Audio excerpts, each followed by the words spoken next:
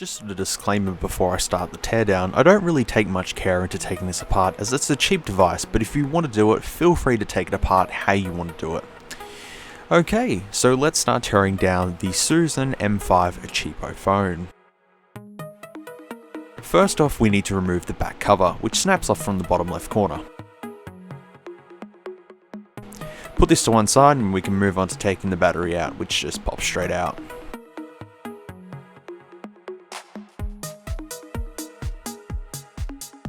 Remove any SIM cards or SD cards before disassembly. You can leave them in, but it's not recommended.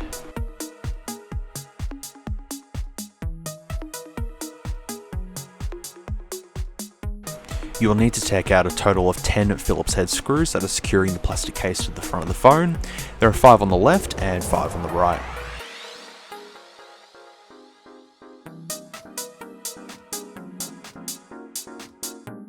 There's also a little warranty sticker on the bottom right screw here, but we aren't here to secure the warranty, are we? All screws are the exact same size and it doesn't matter if they are mixed up during the teardown.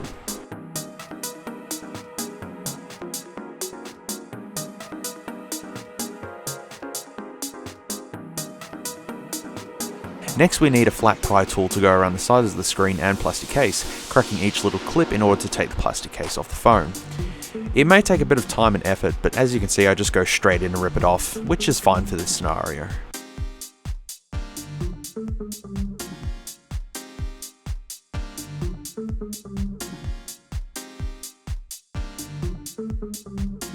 This isn't usually how I take apart phones, but as I said, in this scenario, it's quite okay.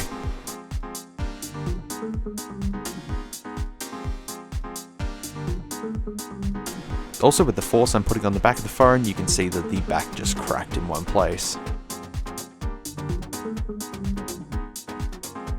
Now you can see the plastic case in all its glory. You can actually see some antenna contact points as well as the fake speaker decoration shown in the actual review. The side buttons are plastic and fall out of the plastic casing, but you can easily slip these back in.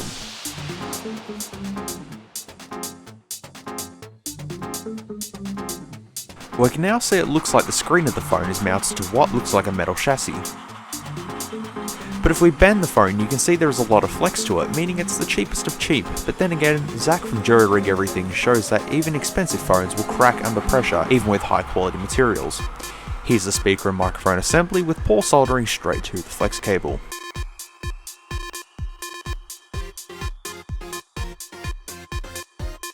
Here's a close-up of the sticker of the motherboard. Trying to decipher it may take some time, but I might Google that later on.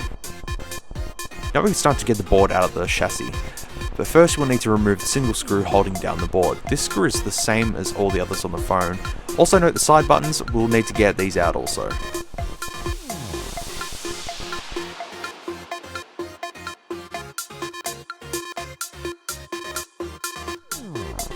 I also can see this motherboard may be used in other cheap Chinese phones, as the square cutout on the board here indicates that this may be a camera location. Let me know if I'm wrong in the comments. The next step is to slide the small flex cable that was exposed to the back of the phone. This pops just right out.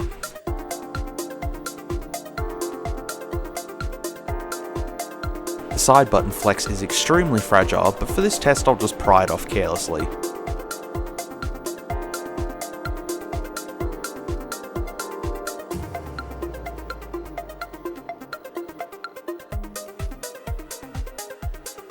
Which then reveals that factory tape that is supposed to stick to the phone's chassis was never removed.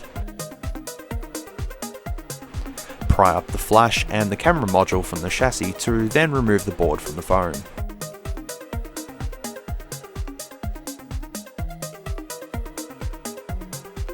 And finally, we get access to the board.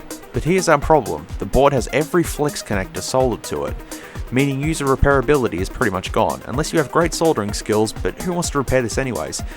You can just see how cheap the board is ditching the trapdoor connectors for straight soldering.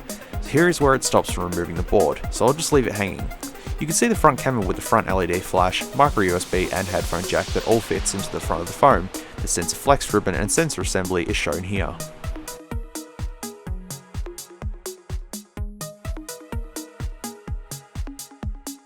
Here's a close-up of the back of the LCD as well.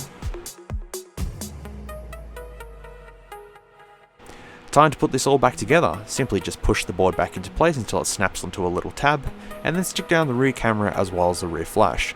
Plug in the little sensor trapdoor connector and also stick the side buttons down. Place a single screw back into the board.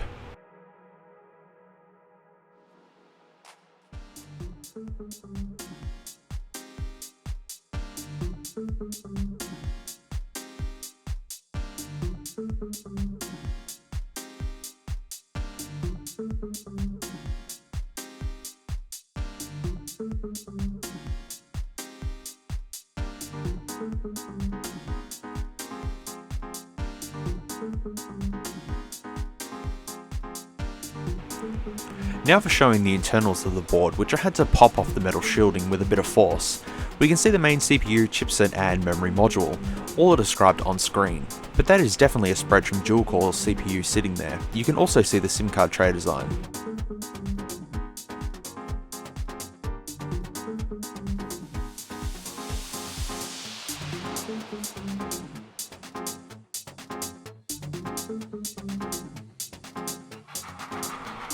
I'll put the metal shielding back into place.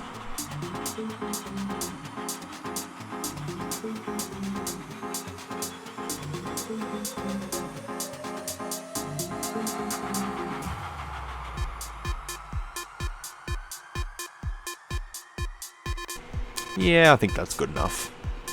Now to place the plastic buttons into the back case and put it straight back onto the phone.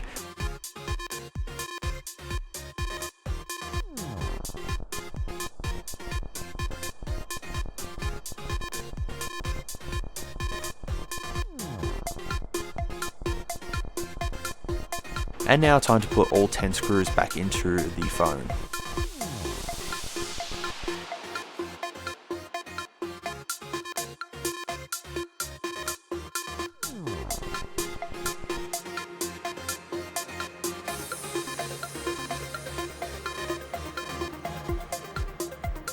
And now to see if this thing works, which is a no-go unfortunately.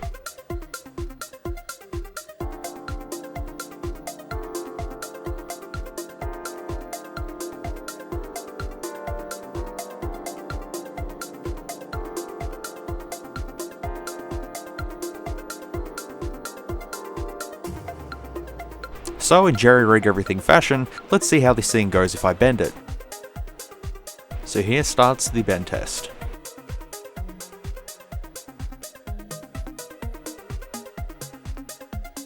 With all my strength, you can see the thing is flexing quite a bit, but no damage as of yet.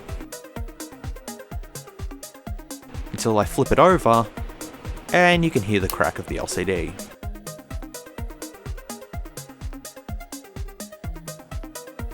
The phone now has a permanent kink in it from the bend, but the phone is still in one piece, however.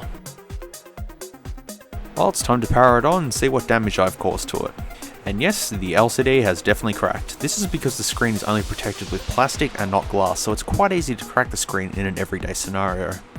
So this has been the teardown of the Susan M5 phone. Hope you enjoyed this video. If you want more videos like this, let me know in the comments below.